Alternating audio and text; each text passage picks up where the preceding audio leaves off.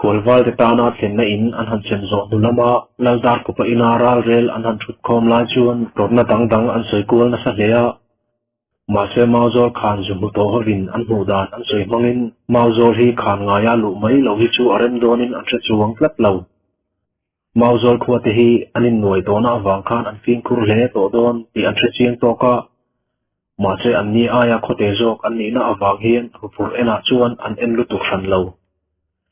chuti line mauzolin an ko pasal tha la rol thar tak an lal tu pa awang hian an chet lak ero asak le chal thei ti hi an che chiang to ka thei hi an ven na sat angai hle ang mun rema in man beya tu ma in lamha chon chi alo ma se mauzol lal tu pa hi an nep lo ji an che chianga thei hi an lal dar khupari ru po alu reng lo thei to lo zan khotai re thenga an reng ta ka chuan mauzol pana chak taka kala ko khan rem lai ber chinloi ami hi in chem dar lava ahu hawa sut huk mai an rot thuta papa heti an chet mai lo chuan mauzol ho hian an ko khan khoi lai po hi an veng phui vet to don ti an chin neu awangin hei bak che dan vak aum lo ani chu mi tu ba tiana chuan laldar khupale a u nau te khothum pasal tha le tlangwal ro te chu ko chua an thok chuak mup maya an jinga hian pagalai deu te po an tela tun trum meu hi chu an tlom ti ti nuwa a tho ni na tur thapui tho tak taka an cher na tur ani dona wangin anin hot book war na sa le mai sang le an khowalu pa kap khuai ten an rin dan che khan laldar ko pahian a unaw khothum pasal tha te hi thok lak na hun om ei levin atir le nge ya te hian mauzol khuate a hian engtin nge hong anei don ti chu alang don ani thangphung le bongche la te chuan ma anan hruaya chuti la chuan an chuak tur tha tu mi pui te po an phul na sabul bul hlea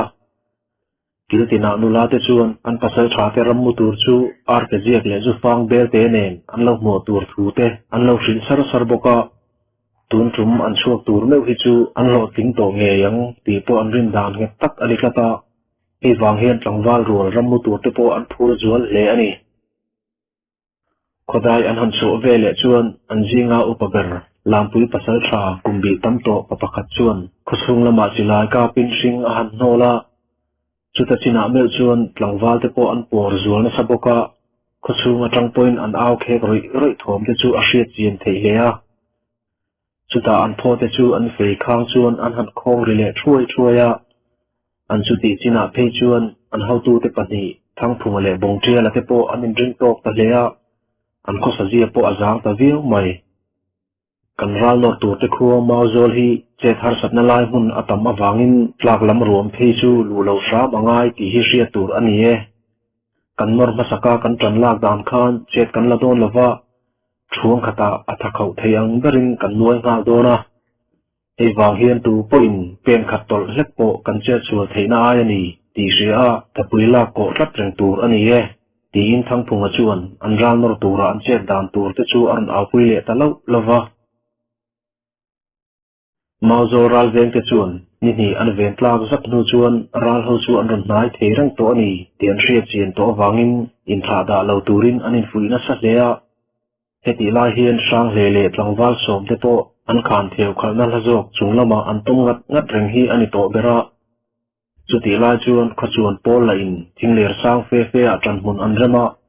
an ral la se tlang dung lian tak le mun nai deuh ngopui kar te chu an di ni tin zan tin hi ani ber to a ral ho hi an lo mu masak lo vai zongin mauzol po hi a khomanga mang mai theina hun atam hlea an ral no te hi kholian tha in fin khom an ni miau awangin thatha hlek angai theidon ho lo hei hi an khopasal sha te po hin an thre chiang hlea hei wang hian khachuan pol te hial in chiamin englai point an kho hi an veng ani to bera heti lai hian khomi pui te po mani in thava rong pol le choya an loi dar le zo thin ti lo chu lalmuala anin hor khom le nga thuai zela heti mi pui te anin hor khom tlat reng chuan ral ho anon lu huk point an pasal tha te tan hruai kim an ol don ani azan thumna tur ani towa hemi zan hi chuan abikin pasal tharol ho chu engema takin amol tlat to wangin khomi pui te po zan khowat po soilevin muala an lu khom tir vek maya zandanga chuan zan reidona an hodar tir thina hemi zan eroi chuan tuma hodar an phal ta hlek lo mai le heti an ho tar tu an khap tlat na chan hi an pasal tha te hian an hreru khiau renga an kho thlir tlangwal ten an rala meide an mu to awangin muala chuan puan koplum nen mutmu po to lawa an om khom angai kat ani an kho thlir ten an hrin lok to angin sang hle le apol bik mi som te po an tom na thingzar kara an tom sei war hi ani ti to a chuti lai chuan hnuai lama khan theu kalna laia om mi som thum thalam hret te po anin ring to viau mai khan lama om te po an hrian chikim nen anin rem khau hle to a akha to kin an pasal tha te chuan ral ho ram thlen chin tur om ang chu an ngai ruat nain an lo te zela chu an te na ang manga an ron thlen chin tur an ngai ruat chu an hril kual reng boka reilawa khachak plang dung in kho thazui mai chung zona chuan ni ron lang tur zung porui mai chu aron en tana chuti lai chuan ladar khupale a unaw khathum pasal tha te poin mauzol khan kul zon chu an ron thlen ta chuti an ron lu lai chuan thom an dim hlea tuma chuan phun khat poin an bulami te chu an de ei lo ma se heti lai hian khan zon an ron lu fel nga kin khan theuna lai le chung lam atangin mauzol pasal tha le tlangwal te chuan an lo nga khiau to a an van nei asiamin khothum tlangwal rual le an pasal tha rual te hian mauzol ho khan theu khan lai hi an ron mutlat lo khan puila mading mit sim zol te chuan an khan zom thalama ron thim chawmap map te chu ral an ni ti an thra chiang hle to a an en mai point an tam to kani ti po an zuk mu chiang kher mai rang takin an silai te chu khan pui theu na kul thing ui pum rual thing tum an khang kana te chuan an suang thupa thalmul keng ho point chung khan kul thing tum kar tang te chuan an thal pang te chu an hol lor kin ta thap le mai le reilawa an ron nai ta le ti an zuk mulai in to rup theina khopa an ron kal nei le ta ka chuan ral ho nung lama chuan silai aron puak tura chuti rual chi a chuan patin na tuar tre chuai roi thom le plan ri sun thom te aron chuak ta chu vele khan pui ding ho te chuan an silai le thal fang te chu la tum hlek lovin an thla ve ngal thuaya chuta me zong khothum pasal tharu te po chuan an silai le thal fang te an fei te chu an thla ve ngala an chuti ta ka me zong mauzol khoda chim lam zong chu indo na mola chang le ta reilawa silai mu chona hun om lo hun sep to zet chu milulak chem nena in noina hunin aron thlaka chuta me zong dam chunga hriat nom le atana it om reng lo khopara thak pating na tuar chiao wong thom le thir in khapri ziaw zok thom te chu beng khor rum khopana sign athum tamem mem maya chuti lai chuan sang hle bok chuan ama chu avai ko chak le per lea atlan konga lo omral ho chu tuma ding zo reng an om le talo heti lai hian valupa kap khoi le an pasal tha then khat te to an chena hlea khothum pasal tha rual te poin ruang sei che thla khumin mauzol havin an nor to ti an hriat awang chuan thi tri hlek lawa an ve angai ti hrin an chena sa to hle mai le khothum pasal tha ral rat kan zam ngai le ve khoi nge voi khat dam je mana ralu khatal khai tura duan khothum pasal tha te kan ni ngai e i han che tak tiang o tia thang phung le bong tre le te aw ri ram chom zap chuan mauzol mi hrat kho kheng kan ni ngai e kan bu zola rum lu to chu damin an chuak tur ani lo khoi nge naw te u pia ral theng rokin ral hi i han nor liam lo tiang u o tia mauzol pasal tha ji kela aw thom chu aring fiak thak le mai le chuti lai chuan sang hle po amalam ron ton ko duak chungin aron plan leu pura honge keima sang hle a tunge kama aron tlama sa don cheu ti thun sur pain ama aron tlama sa te chu a sei te chuan avai thu nok lam maya heti lai hian thang phung le bong tri la te hian mauzol ho laka hian an him donin a thria to lo awangin atam thei ang ber thi chil tumin an beina sakher mai le abikin bong tri la phei chu ahun na sa tom jok chan changa nor ho to ani na chuan ama lulul na apen asa hlea he wang hian tlom kut khum chunga tlan ho le a chuan anin ral nor na huna nge hian thi thak thenga nor athang tlat to a he wang hian mauzol ho point bong tri la hi an ma chon apiang in thi huam tak me wa be ani to na wang chuan an tlu pha ta fo mai ma se rei lawa anin noi boi na kara chuan sang hle nge chuan bong tri la out from chu shein aron pan chata chu vele pak chai kha keima sang hle a karon talu to ne lo in ring ro khai tia sang le au thom chuan bong che la chu a kau har chiang hle mai rang takin aron le hoi vata keima bong lukhaya kalatame min ron ma chonna I hanin chan som vek teang nang son mai awanga kanung tol nakha voin nia nge hian ale katamin ka han rul teang che tia au tur chunin sang le chu alo hai lo chiang boka apan ding ha nal maya chuta mun rem deuh lai a hu hawa anin noi buai lo na lai dewa sang le chuan tol chunin an hruai fala chulaya thi ti hlek lawa an hanin nuai ta tak chu bongche la thi huama chet la ani boka alam sik thei ve nangiang mai le sang len a seite avai apiang chuan a phole milulak chen chuan alawin la leu zuai zela chuti alak leu rual chuan a milulak chen chu rang tak takin avai let ve nga puat zel maya chuta sang len aron nor voi thumna chuan sang le tol let le hlek wanang tur chuan rang takin hnoilama a milulak chen chu a hloi puata ma se sang le lo zuang kang chuan a chen ron thlok chu a person hon le tatap mai chuta aron ding chuak le chuan sang le lo in dang hnung tol le tur chu aron nor le vaka chuta a phowa in phen chunga a han nor le na laya arem dan dana amilulak chem avai le fu la chuan tisen aron perlum ta thak maya chuta me zong sang le chuan adar phen kher hak atanga tisen chuak lum par chu jet boinan man pa chi ani hau lo ti a chiang kher mai arin ain bong tria la chu alo khau dei ti a hri chien to awang chuan a phol chu han choi kang le zoka chu mi rual chi chuan chakmang khengin bong tria la lam hoi chuan atlan ngal fura chuta ri thuai khopa an phoin khakri are ruala sang le sei te thok chuak chuan atum tak a fu chiang tangang mai le bong tria la pho asut don ve le a phoken na ban ati mar ot lai khan a sei te chu chunglama rangmang khengin avai fu a chumi tur lo chuan bong tria la lu chu adar king nin kar tang chuan chunglama tongchen vela sanga akang vir chho nol mai ani bong tria la tak salam tu khur ngur mai chu sang le chuan atlan sam thuaya chuti la chuan khothum pasal tha te chu ding zo anam to manglo ti hria jetin an thang de fe a chuan an bial jim to le mai le heti anin noina ma sa sang len awathen la hian ni la chu aron suak ani ti to chu pho eng thara chuan an khokul zon zau fe mai chu thisan hlirin an khodai to ngopui thleng zak chuan a sen thaje zui maya chung thisan kara chuan an khotlang wal te ruang le ral ho ruang chu fu ke bung met mut le lubung te na ko hiau huau le ril tol suak per pura tu ko zek zuk te an tu ko kal nuai maya chuti la chuan an thlang lama chuan patin rual lai nuai thom po alana sa leya ma se chu lampana atlang thlak le la chuan thian teu kanin kar hi thudangin I thel teang u khai heti sim chuan kan chin sil tura kan khokai le thei kan omdon la ve za ngai sam teu tia pating au trial ruai ri a set atlat maya chu vele anin nuaina thom chu are ta deuh tel tela chuti lai chuan chu pa chu ala au zela atop lama chuan kan boina hi inmal beina hmanga ti tok ka chave mauzol ko teu inmal be min chau in omani sim chuan kanin norna hi chu mi hmanga thel kain huame atile ta tura chuti lai chuan sang le point an la in norna hun an khodai ngo pui nek na lai chu azu khen tha ve to a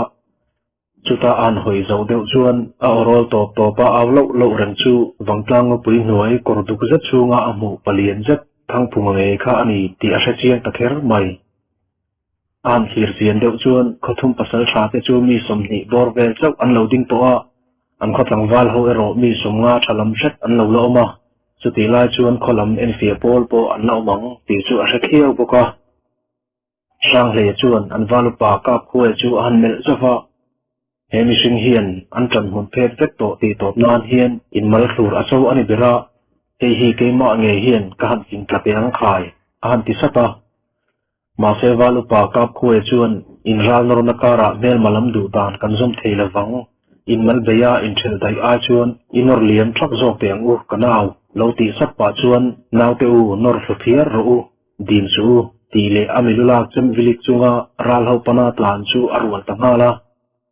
ma se sang le chuan an walu pa kap khuai chu achel vata chuti pa chuan akut arum phar chuk vata nilave ku khuai chawna mangin min chawa hi pasal thra kan ni angin kan ti sak ve tur ani e thang phung keima sang le nge hian I chawna chu ka change ti pain apho chu a the thla thaka chuti apho a the thlak rual deuh thaw chuan thangphunga chu a hreite nen chauh chuan a pan thei ta ngan chat chata sang hian chawzet maya aron panta ka chuan thangphunga chuan ami du tak a chau chuak ta ti a hre chiang boka a phur hle mai le ruang chei che thlaka an nor be tlat to awang le an tha zo deuh thaw to awangin an tan chek nei na a to lova chuta che chuan hetiang hian alu hon ngei tura rilru a siam ruk ro ro reng tomna hun a in siam nal mai hi a at lo zia ti lan na ani chiang hle sang le ron kon thei da lai mel run chung chuan valupa ka khue chu a han bel chuka hei hi kan thu tiam atan I han la le lok don ang hiang tuna hian a chak lo jok jok chu tlom hena ngai kan niang in lo tu pa hi a chak ani chuan kan tlom ral rai ti a chiang anga ke ka chak ani ero chuan ke ni ho hi pang himin kan hole thayang ti hi min tiam ro khai a han ti fiak thaka chu vele valupa ka khoi chuan changtumin aka a han ang zuwa ma se chu ti a an zuw la chuan sang le chuan thum por hak main aron rum khum nata ke hian I thu thuk na chu kapume ka hriam la ka ta I him ani zongin ka khua te hian to khat point an tok lawang che aron ti por ta chur maya chuta jet zong thangphunga chu a ha mai ping termutia tiet in tung trial thuk mai lang so thut kop chuan aron then zui thua chuti tur chu ani e mauzol lal fanu bon sak lo ve takin awan fa don chikel chuak mai ma ni la ilu hi sial patheng nan ka du riau ani aron ti por le ta huara amilulak chem chu alek ke ve ta zuk maya sang le chuan thangphunga tong dan te kher chu hole ma se chu thu deng khong zat mang chuan thangphunga chuan ama chu ri rumu mal pu thei lek lawa thinrima chhai atum wangani ti hai hau lo ani na taka chuan ama nge hi an mi du ber ani ti hi a hei lo chiang hlea heta tak hian an tha du ber ama nge hian lardar ko pasal sha te le a unaw khuthum pasal sha te lu hi khai kim vek adu tlat ani ra chokale mang su kale bongtrial te lu a khai to ato bernan thang phungalu hi a khai le ani na zongin aming an lam zong ngot poin lardar ko pale a unaw te hi an khur senga zel to ngei don an vai mai chuan an hun zo ol mul te chung zol zau zet kin chuan an ding thuk maya alaya pasal tharo thap khwal tual kai ngat to khangzol pasal tha thang phunga le rol thar wang lai mang mek mingla cherve em lo ma se tunchuma anin ral norna mingron chermek mauzol lal pa sang le te chu anin ve theu maya thang phungan a siam sei man thiam amilulak chem a tho chu puilain sang le chuan pasal thadang tu main an la selek ngai ei lo a sei te chu ring tok takin a tho chu pui thunga he a siam lekhi khothum pasal tha te phe hi chuan makhi an ti em maya he wang hian an ho tu pa thangphunga hi a chak don nge ya an rot nget plata he hi a chan pakhat chu thangphunga hian milulak chem a man thiam zia an chiang tlat ani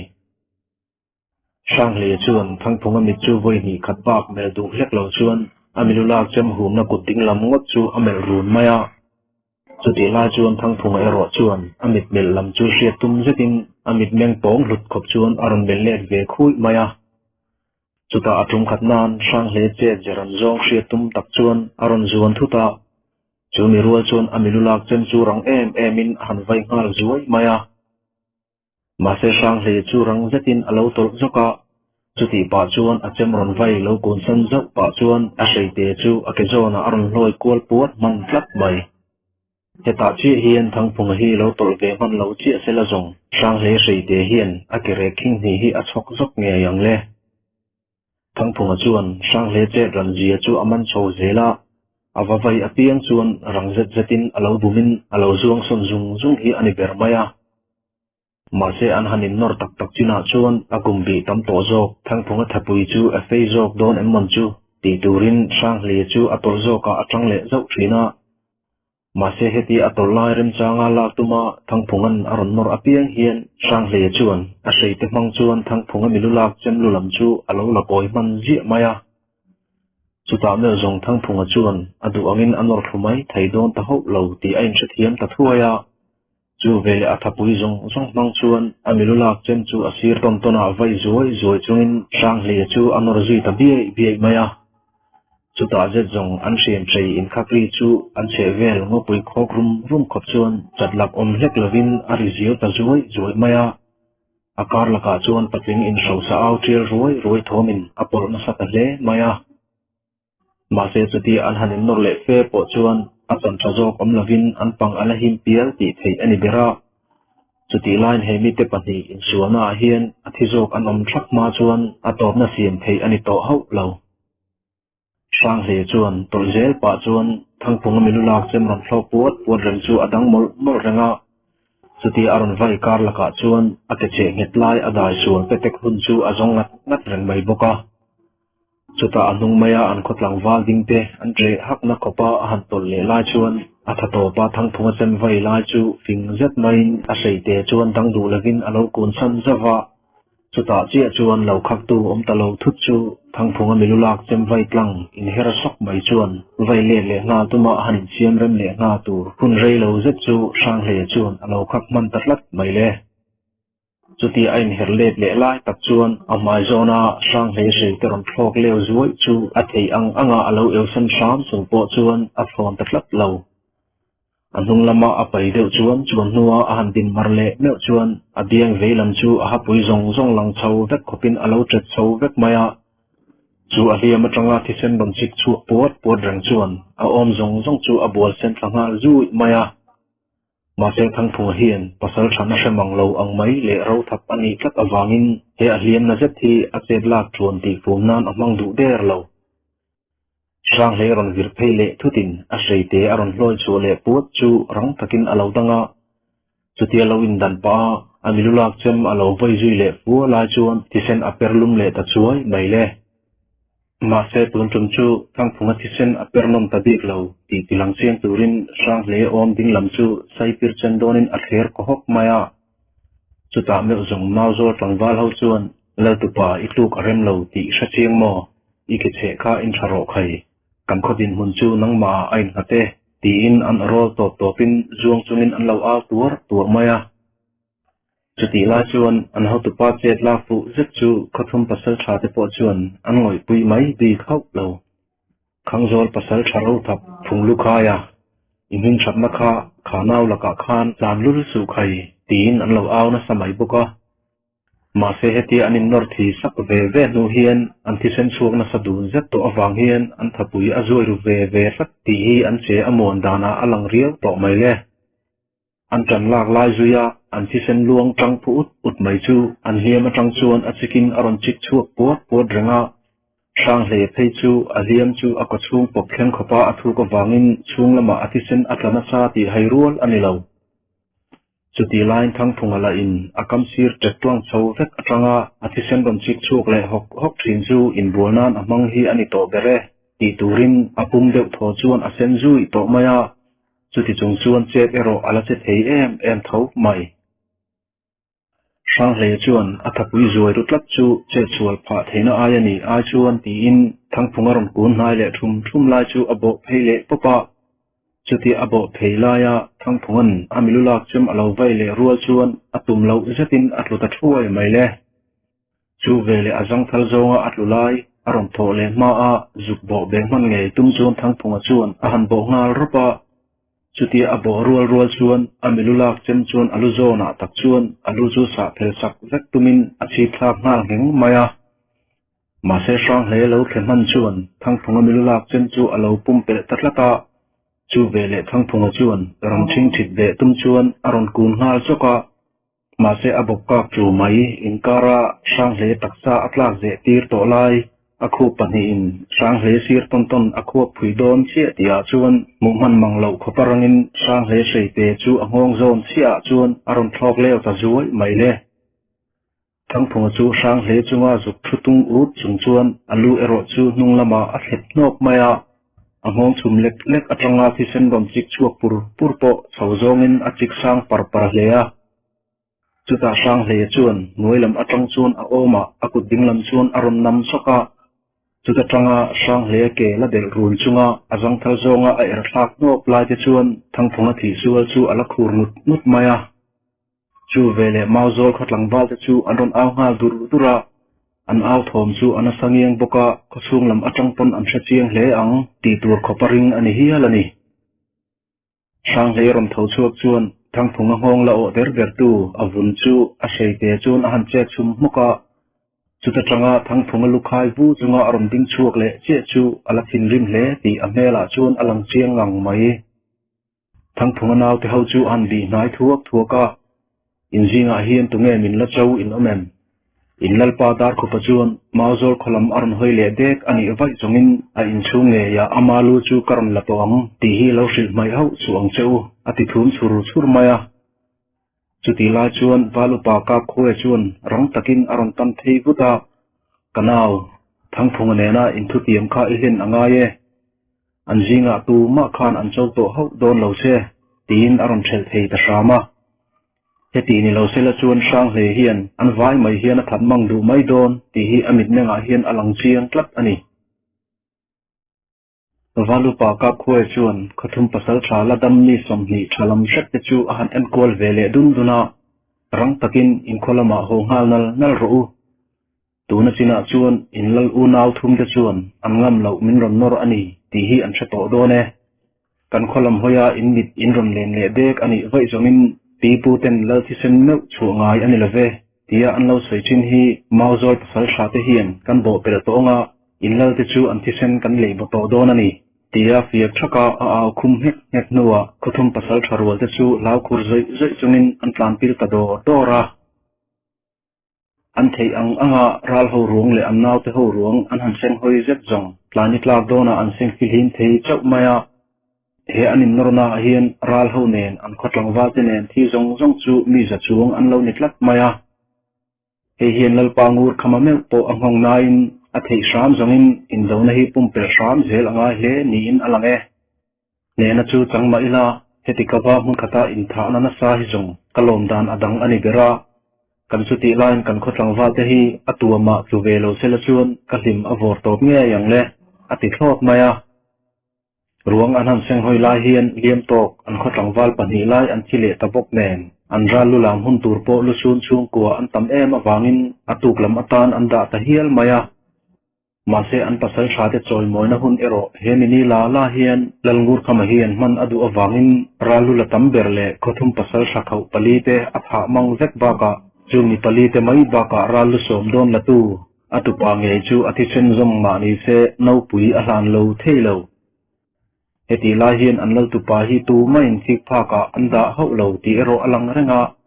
e wang hin lal ngur khama poin in thasung lu tu du lavin khomi pui te mu la nge hian atupa sang le chu no pui a hlan ta nge ya chutia sang le no pui a han dom le chuan khomi pui te la chu an lom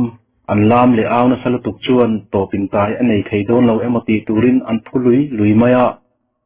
ma se heti la hian khothum lal te nen hian in rem na emo lom thu sei jok emo an la om lo awangin an kho khan zong hi khar pui vet alangai reng ti hi pasal tharwal te le an lalpa ngur khamati hian an hai ho lo an chuti line sang lela thang phung lena anin mal bai na lama alian to kha athuk ema ako chung dang tu hamda apo tel awangin azuai zui ta deu riau bok nen heti lai hian khothum pasal shakhau te zinga pakhat emotal khachu ladamin mi somruk bor vel nen romnor le na chela chuan mauzol ho po hi an duak to nge yang le ma se an lal tu pa huai sen le ro thap na nge chuan an khotan zalem na chuan ting aron thena chu awang chuan khothum lal te chu rambutlak mi to pui tin po mang to lavin an mang thel hi ani tabera an heti ta ka chuan marlam lalngur khamatu pa sang hle hing khan na chuan li sei ho ram chin pum pui chu athang chuak rang hle don ti alang chiang viau to ni an pasal shakhau ber thang phungale pongchia la ho na noya ramua kal chuak an unaw khothum pasal thale tlangwal rual mi za chuang ma an rammut chin ani lina jinglam tu thuan e kham hun chi ania chuti la chuan lo dar ko pale a unaw lal pathum te chuan an mol kir te nen laldar khopalal in lian zet mai chuat dunga thotlar theidul chunin zupui an lem vai chu lama an pasal thate an thang duak awang hian laldar khopa hian a unaw te khangzol lal sang ku ngale lungsik dal sai to na te alo cha lok zeka an ral do hne nani an thleng don nge ya hriat miau awangin he an lom vor top nani hi a khu a nge an unaw thuma lom adu tlat ani mà sẽ chọn lắm hero seta à có trăng val và đi run lăng lol ten lal in an run kai nuwa men khub dai chunga an thu sei chuan lal dar khub te unau thum le an mol ki te chu a thong na ta le mai le lal pa kan pasal tha bong tia la chu a hriam eng ma po chu tur kan hulawa kan chu ti line thang phunga po mau zol hovin asilai an lak saka amilulak chem ero kan ron hon le thei ram ani e heng ba ka hian kan thiam te lu sum zia tak ngial po lamam hlep lavin mauzol ho chuan min nor tola tuna me zong mauzol lal tu pa sang hle chu alo ro thap zia le hoi sen zia po kan mit nge in amuta ani bere kan pasal tha thang phunga khan atluan a hriam lek thiam na kha ater phangang lo ani e an pitop to maya heng tlangwal pani te hian anlal te hi thudik an thri tol mai lo chuan tul lo takin anlal te hian an tir liam le anga an vain an zup thi pha vek mayang ti hi an hlau tlap ani to bera hei wang hian thudik tak hi an hril hnia e an thu sei hian an nal teril ru hi atek na viau don ti po an hriang hle a ma se an thu sei an han hriat u nau za nuwa an ngoi ngal thup lai chuan laldar ko pa ber chu armin show samai tlat lo in show sak an hekin lo naril takin aman tlat ti hriat zetin a u nau te le an mol kil te chu amel khuk dui maya ral ne na hi tamlama alawin nat lo ani ti hi alang riu mai ka ti pasal tharo thap kan ti te me po hian hriam selek thiam jok an pum tika me zong tluk mai an mabak ani bera khoi pasal tha te ma in malnora an nor ne ngaya karin lo thang phunga me vin lalngur khama tupa an nor ne talo mai zong kan tlom na ni sil tu ani ta bere aron ti nual rui tamaya chuti lai chuan a unau te pani khangzol lal sang ku ngale lungsip lal saito na tela ama aya ril runem an lo ni bok ne chuti khopa an unau zinga suang sau na ber dar khopa azor tamai chuan lo na na satak anei zi tir ngal tlak maya an chuti ta ka chuan tlom thulakaya kut khuma mauzol kan kai thuai hi angaye chuti lo zong ral nor le chung tur om hlek lawa in khor chua karammu kan tlangwa te le kan pasal thate an thimang ani ti to bera kan heti la hian min ron ru nang ti mol hi alo omta e ti in lungsip dal sai to na chuan khuru de dur chung chuan a unau te le an mol kil te chu amel tang na sa tamaya chuta chia chuan an tlom na ni chu mol kil zong te po chuan an pom ti lam tir nan an lal te du dan chu ti vat atul thu anon sei ve supa chu me nuwa an lam kal tur mol kil upa paruk le pafluak nem chin panga an thlang chuak thuaya chung mi te chuan mauzol lal ngur khama silai an man sak le an kho pasal sha pani te silai an man sak po chu kek le turin ngai dam dilnan keng nge se ti chu an rot ji le ta ani mauzol lal ngur khaman khothum mol ki te le an kho pa panga te alo mu chuan a thim rim phut ain sum zo lo te ve le a abi kin lal dar kho pa mol ki ju pui le sa plan thang ti hriat zat biang puar tai deuh ler lur te mel chuan ati thin ur zual le a heng bol ki te hian an lal dar khu pa hi an fui porna sa ang ti hi ring tlat ani ma se tom thuron keng lu ta ngai dam dil na na an sila hi ron hol tel tanana na chu alowin sum thei ta sama chuti line heng ho hi por le hun tikni nei ngam to hlek lo tura vo zui deuh ero an ngai ti a hriu maya chu wang chun atu ma chu biak po be mai du lovin rum zetin a en kol khui maya heti la hian khothum mol kil tele an khopa panga tela in an helo kholal ngur khama chuan an hena an dil let ve tu silai phung som don te chu an lak let a phal lawang ti mol mai chu an hlau pleya an rin ang tak takin an silai lak let thu soya an mol kil ten an han be dek tia chuan hei zong kati thailo tur mi ani e in duwa min ron run masa a kenin kan lo dang let cheu ani mai e kati ni lo se kan laka ra lak ro thahonin in ho anga chung kan laka in ra lak te chu engtikong ma in nangni hian min hlan le don lo kan chu takara in ro tha engma kan rut lawa in silai mai te hi chu kan ra lak suma po adei tham lua e atira ka silai le ka pasal sha te silai pumthum min lo pek du lawa nuwa po kamol ki te la in ron hoa kha in chet na kha lu seilal tu main an chin lo ani e in ral narona kara po thu thala kai tura lamkal intir hi kan nam lu sei te dan ani kum khuwa ngaya chung lamkal te chu khoi kholal te ma in kanin khoi sak ngai ho lo nangni eroin katupa nge chu tha tumin in ron zuya kamol ki tela kut in tha ka silai hial in roi ani khamo heng in che to na te hi wangtlang ko pui zoya in che na te nen khan eng main arul zo hlei lo nge ati tang hut maya chuta je jong khuthum wal kil te chuan eng ti kong main an lo tling don lo tian hriat chian to wangin lalngur khama chu an hlau zual ta hle mai le ti khan in lal te nen lama chuan let le ta ulangin tun ba khi ka kholam hoya riam in on lek le ani vai zongin an mani thi sem nge a chuak to ang ti hi ram sil mai ho chu ang cheu ati thum le chut nuwa lalngur khaman le lam a hoi tak mut china phei chuan eng thu sei set to lovin mauzol lal pa ngur kham in chu an chu sam dor maya ma se pon an han chu nu chuan mauzol mol kil te chuan amoya tal tin an han zuya lo se thiam tram ula a tha nge kan lal hi in chunga athing rim hle towa hi tongkol zui lo turin kan du chewa tuang takin in khuwa in kai le dial donia ti in thatakin an ron thla ta shama ni aliam zela mauzol khuwa le khuthum unau tang kope in do na thom po lusei ho ko sang sanga athang chakhet het lea adi king mauzol lal tu pa sang le ning that na le aman roman thiam dang lam zet te chuan sei a lo lea hian lusei pasal thatam jok pe makti po a lo le ani sang le tam korpo in sarop apena chana zalbuk akai le tikni atang chuan sakhi chek hop achak thu asoi ngal maya chuti la chuan a thian kop tak ber valupa kap khoe chuan ikam da po ahang le ta ti alang ta tel tele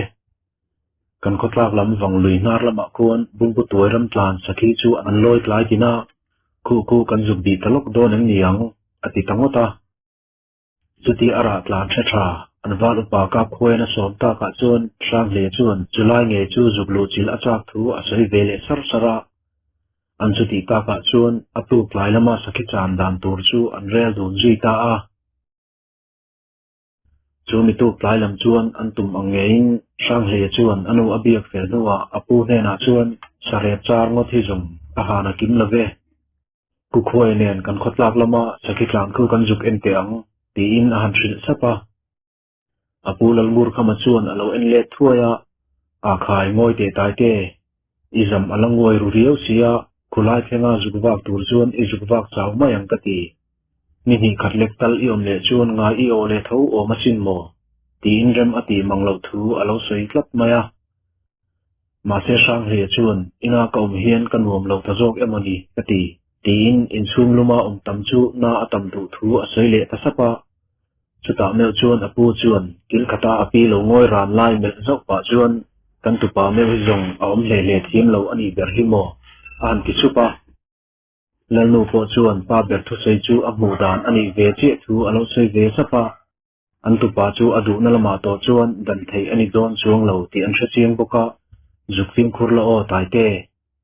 chuti lo zong idam ala chiang mangsi lawa liam dang in siam pal alo ome tia apulal ngur khaman fin khur tura acha le nu chuan a hriam ken nen apu in asilai chu keng tel tura achangin apu tel ta boka valupa kap khoi te in lampan chuan a chuak ta nga la wanglui anan ken thlak lai chuan kho po anem hle to lui na ren deu la ya an chau hret nu chuan thang te anan phuar ve a an thang te phur hi ain hlat deu awangin silai ri na sak jok na ka tuma kan tin lak lo lai ani lo chuan in pan maya tin anin chalok diama ma se khu athim tran hial to nuwa sakhi reng aron lan ta kho lo awang chuan sang le chuan kut chamin an hodona hriat na anei riau to an chuti ta ka chuan an valupa kap khoi thang te phur na lampana kalmai chu adu tak deu awang chuan a thang te phur na atanga chut chu atum ta a ma se chuti chutuma aril ru asim lai tak chuan an valupa kap khoi thang te phur na lam atanga silai rum ri thum dur awang chuan a han toile seta plem anga le lek nu chuan chak zetin a thang te do atang chuan a chuk thuaya le a then ve le chuan an valupa chan na lampana kal phei chu a rual ta nga la reilawa an ko valupa kap khoi chan na thang te do na chu a han thleng phaya chuti alu phei ve le chuan ku khoi chu isilai ri kar ngai ven che ania hei a han ti lo lova ma se an valupa chuan kam khat point aron chang ho lova a thut na thang te vela po chuan ama kap khoi chu amu ta ho lo mai le yati la hian ngai that lo na em ero anei lem lova kap khoi hian asaki ka hi asai chu chi lo anga zui ta em mam don chu ti lam ngot chu angai tu nga thuaya chuti angai tu rual chuan asaki ka nena anin lian na lam om nu ma jong chuan an va kol that thata sakhi an chan na lai hi ngapui cha noi ani lawa rambua maule hring nok inpol phui chu nakara bumbu tuai ram ding seng sungkar ani awangin zan ko thim tan ne ka phe hi chuan ko hoi azim du le ani sang le chuan anip de thajat chu amang vial chung po chuan an valupa ka khoi le asaki ka in zuin om nu ma reng abi fu le thei chat lo ka khoi thang te do na hual thang lam deuh le wanglui ngar zu plak hen hun tin chu awa ko ngat atrenga ma se abei sei an valupa nu reng chu ala hu chuang hau lo maya chutia are hi awang chuan azu phenchina chuan an valupa ka khoi chu an kaule lo lova ma se chuti an kaule po chuan an valupa ka khoi o le thom om reng chu ala sha chuang plat lo chuti la chuan angai to na man no ruzet to a chuan an valupa thutna thang te kha pole phota chulai atanga anu chui tan mai chu thain a hrele ta thuta heti a thom are ta ria ba hi chuan chu ati om tak po ani